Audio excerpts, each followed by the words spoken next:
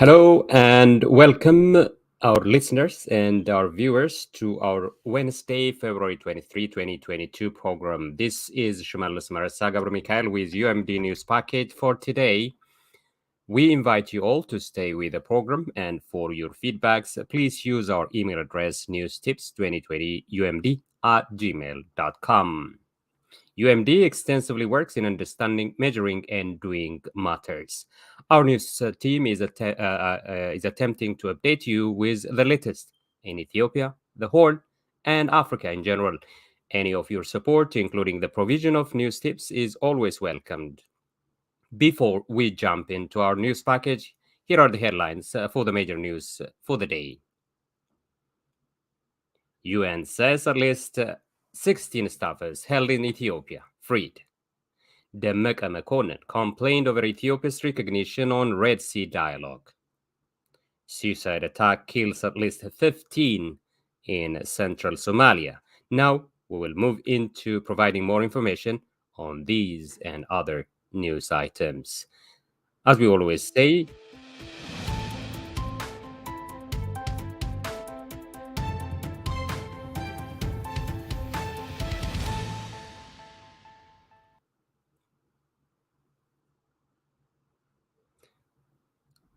as we always say, please do not forget to like and share our programs and subscribe to our YouTube channel. Also, view the programs we air in our other platforms, including Facebook.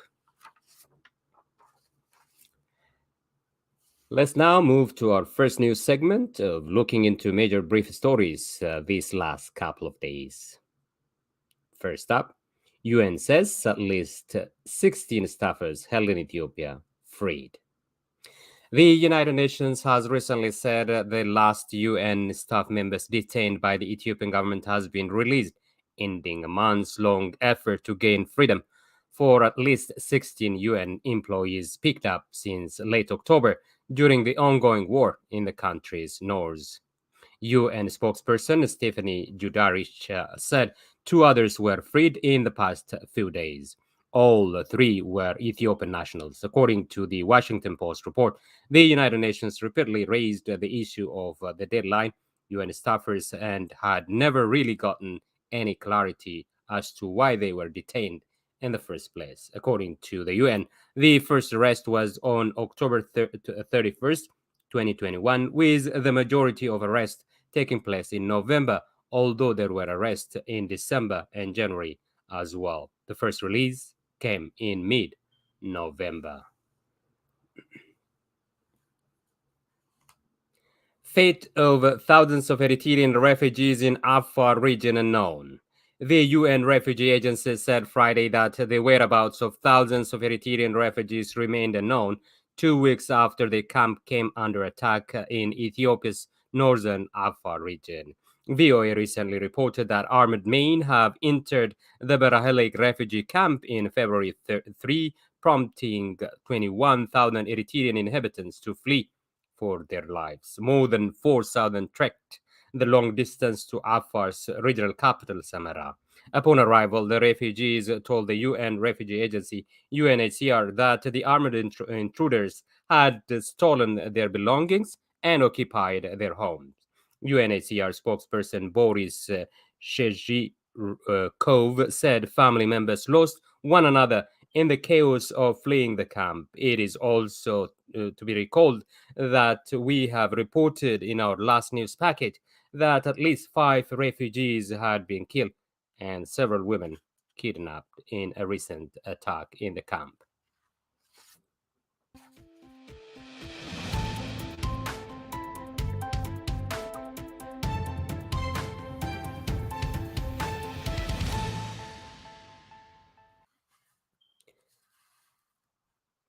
Facebook lets vigilantes in Ethiopia incite ethnic killing. Social media giant accused of inaction after users post horrifying and hateful content. Facebook is under renewed scrutiny this weekend, accused of continuing to allow activists to incite ethnic massacres in Ethiopia's escalating war. Analysis by the Bureau of Investigative Journalism, TBIJ, and The Observer found Facebook is still letting users post content inciting violence through hate and misinformation. This is despite being aware it helps directly fuel tensions, prompting claims of inaction and indifference against the social media giant. The investigation tracked down relatives who have linked Facebook posts to the killings of loved ones. One senior member of the Ethiopia's media accused the firm of standing by and watching the country fall apart. The accusations arrive amid intensifying focus on Facebook's content moderation decisions, with its previously being accused of playing a role in the ethnic persecution of the Rohingya in Myanmar. On Wednesday, Meta Mark Zuckerberg revealed that former UK Deputy Prime Minister Nick Clegg would be president of Global Affairs, a move designed to help the rebrand the company repair its reputation following the testimony of the whistleblower Francis Hogan, who said it was literally fanning ethnic violence in Ethiopia.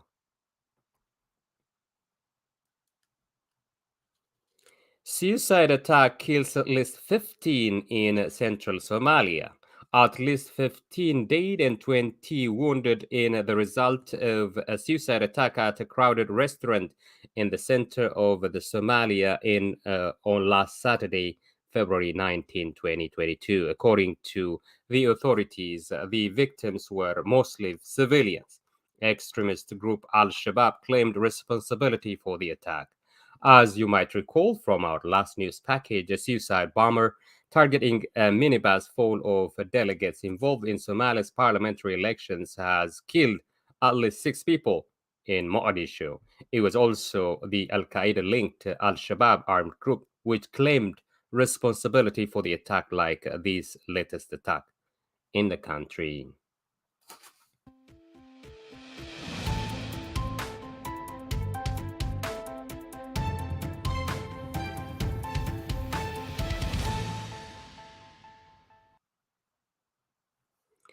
And now, moving to some other news we chose to present in more details. We first find about Ethiopia's Prime Minister Abiy Ahmed's talk in the parliament. Ethiopia's Abiy says government open to talk with Tigray forces. It shocks many listening to the recent Ethiopian Prime Minister Abiy Ahmed's briefing to the parliament.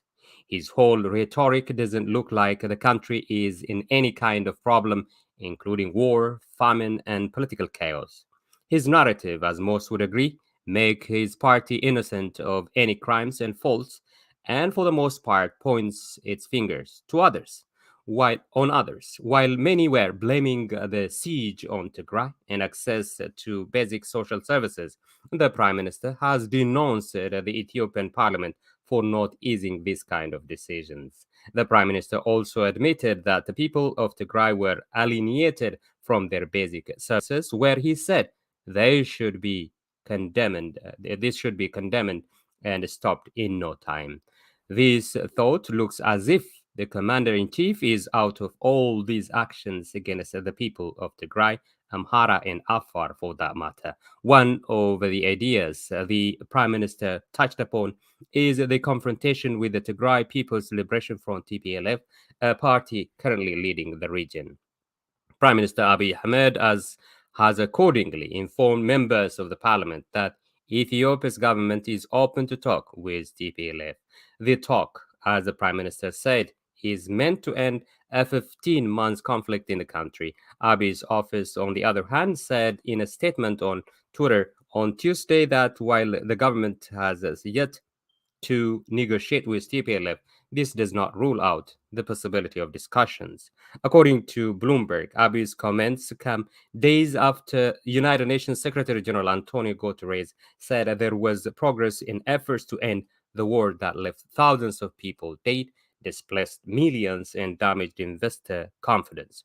The report also noted that Ethiopia's parliament has recently announced the formation of an 11-member National Dialogue Commission. The panel has been asked with presenting proposals aimed at ending simmering tensions between the nation, ethnic and political groups, and conflict that has destabilized one of Africa's most populous nations.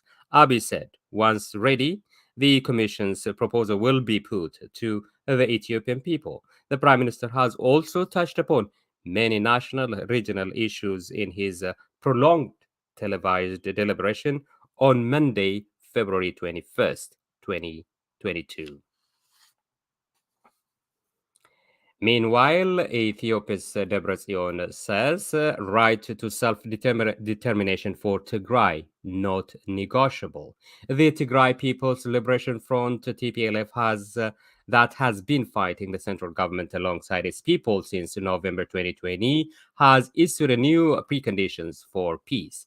This includes that the Tigray region be given the freedom to exercise the right to self-determination set in the Ethiopian constitution. This comes following initiatives carried out by Western countries that call for peace between the former Ethiopian ruling party and the Ethiopian federal government, which has designated the TPLF as a terrorist organization and has rejected talks with the group. Speaking in a televised address for the Tigrayan capital from the Tigrayan capital Mekelle, the Dr. Debretsion Gebremichael, the leader of the Tigray People's Liberation Front, said time was running out on achieving peace and warned that basic demands of the Tigrayans won't be compromised. Time is running out. We all have to know that we can't remain under blockade and siege, he said, and went to assure the Tigrayan public that the basic demands of people of Tigray are not negotiable. This, he said, the Tigray Defense Force will remain intact, retain its weapons, and will not be reduced to policing function, and said Tigray will retain the regional borders established by the Ethiopian constitution. While demanding for the complete withdrawal of the Eritrean army from the Ethiopian soil, Debretsion said the future of Tigray would be decided through a referendum, including through self-determination, which he said is provided for in the Ethiopian constitution. Sudan Post quoted Debretsion as saying that the Eritrean army must withdraw from all of Tigray, not just the western areas seized at the start of the war.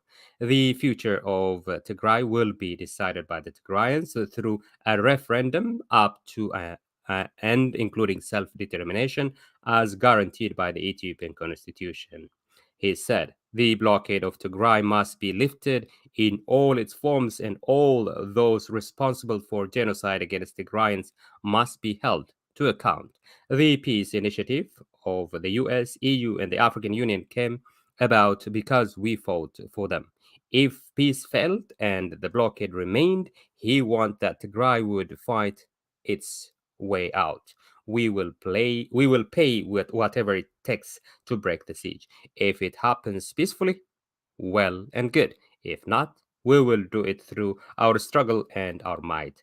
Our readiness should always remain in peace. He said peace was realized through our might. We will sustain it through our might. If it fails, we will bring about solution through our might.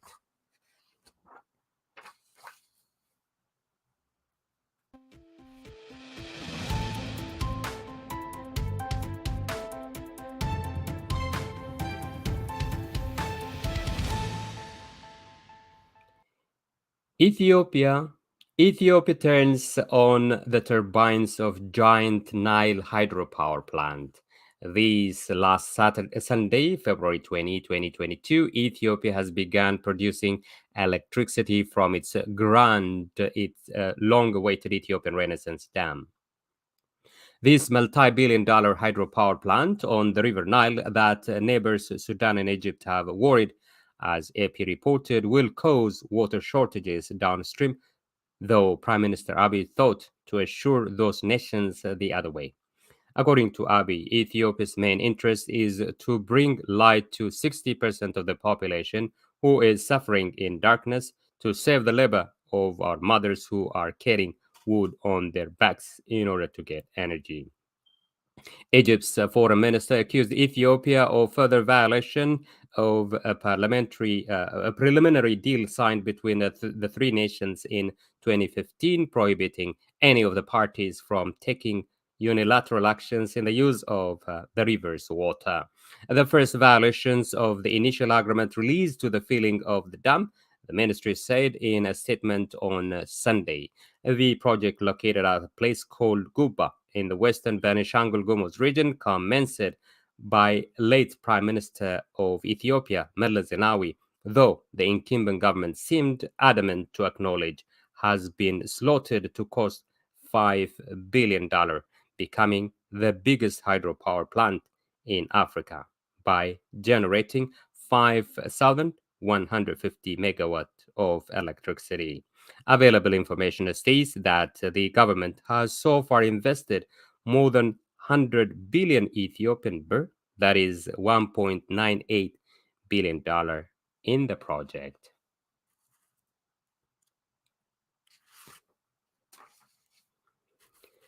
Demeke Mekonnen complained over Ethiopia's improper recognition on Red Sea dialogue.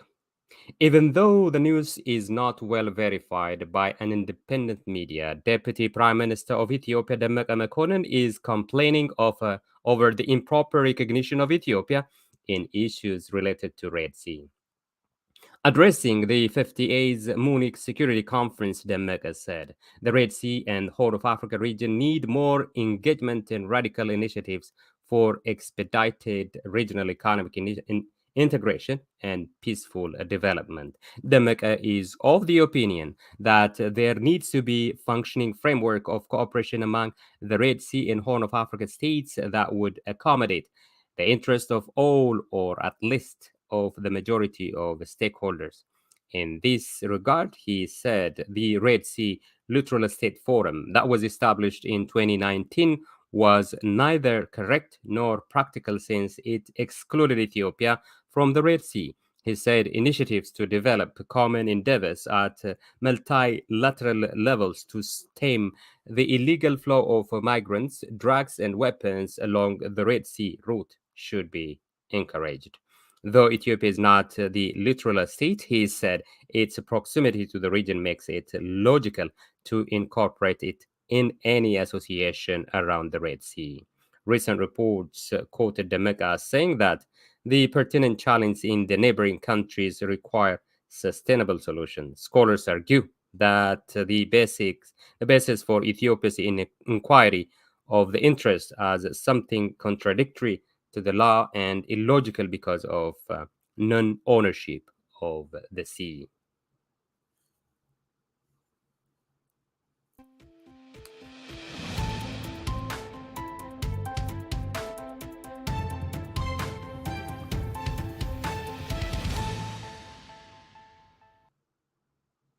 And finally, forces say continued violent crackdown means rejection of UN efforts to end Sudan's crisis.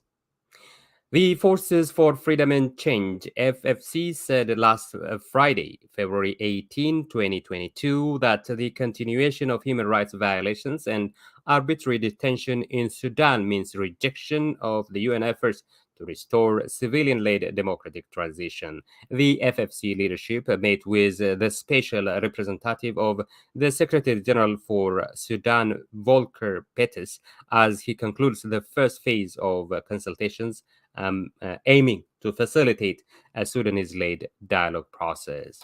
In addition, it took place after meeting with the head of the Sovereign Council, Abdul Fattah al-Burhan, to discuss the need to create a suitable atmosphere and to end violent repression and detention of FFC leaders and pro-democracy activists. In a statement released after the meeting, the FFC said they voiced deep concern about the increasing extrajudicial detention of activists and the grave violations of human rights in the country. In addition, they spoke about the future of some detained, like Tobak, a Sudanese youth accused of killing a senior police officer under questionable circumstances. His mother said they pierced his feet with 4 nails. The FFC has stressed the coup d'etat regime condemns this process to days unless it ends those brutal and repressive practices that violate freedoms and rights of citizens. The military leaders say they are committed to the democratic transition. At the same time, they accuse the protesters of attacks on the security forces. Furthermore, the head of the Sovereign Council, Abdul Fattah al-Burhan, recently accused a third party of killing protesters without elaborating. On Sunday, February 2022, UN experts on human rights in Sudan have arrived in Khartoum to discuss the human rights situation with the Sudanese officials, civil society groups, and political leaders. Well, that's all we have.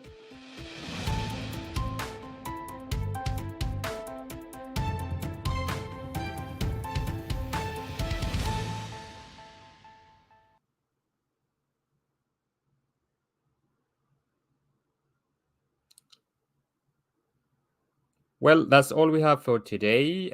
This has been Shimelis Marasa Gebremichael here at UMD Media. Please do not forget to like and share our program and subscribe to our YouTube channel. You can also follow our programs through our other platforms like Facebook in order to become the first to know what is going on in Ethiopia and the Horn of Africa. You can easily reach us via our email address, newstips2020umd@gmail.com. Thank you for watching and have a good one.